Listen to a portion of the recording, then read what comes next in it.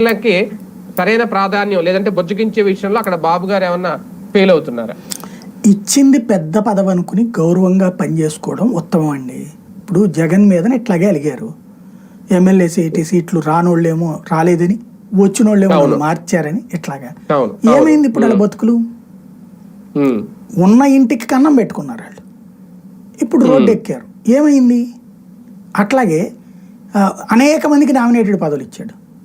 ఇస్తే వాడెవడు డైరెక్టర్గా తీసుకున్నాడు నాకు చైర్మన్ ఇవ్వలేదని కడుపు అంట, చైర్మన్గా తీసుకున్నాడు నాకు డబ్బులు లేవని కడుపు అంట, లేదా మంత్రి పదవి లేదని కడుపు అంట. ఏమైంది? ఓడింది పార్టీ. అది చూసి బుద్ధి తెచ్చుకోవాలి వీళ్ళు. ఇప్పుడు ఒకప్పుడు మంత్రులుగా చేసినటువంటి వాళ్ళు సోమిరెడ్డి చంద్రమోహన్ రెడ్డి కావచ్చు, లేకపోతే ఆలపాటి రాజా కావచ్చు, లేదంటే పత్తిపాటి పుల్లారావు కావచ్చు, ఇట్లాంటి వాళ్ళు ఇవాళ వాళ్ళు ఎమ్మెల్యేలుగానే మిగిలారు. మరి వాళ్ళు ఎంత ఫీల్ అవ్వాలా? దేవినేని ఉమా లాంటి వాడు ఒక వెలుగు వెలిగినటువంటి వాడు ఇప్పుడు ఎంత ఫీల్ అవ్వాలి అతను?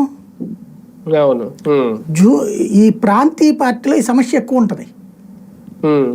మొన్నటిదాకా మంత్రులుగా చేసిన వాళ్ళకి ఇప్పుడు ఏ కార్పొరేషన్ ఇస్తారు సహజంగా. ఇంకోటి ఎంతమందికి ఇస్తారు పదవులు? ఆంధ్రప్రదేశ్ చరిత్రలో అత్యధికంగా పదవులు డిస్ట్రిబ్యూట్ చేసినోడు జగన్. కానీ అతన్నే తిట్టిపోశారు, అతన్నే ఓడగొట్టారు. అది చూసిన దాంట్లో ఇప్పుడు వీళ్ళు ఏం చేస్తారు?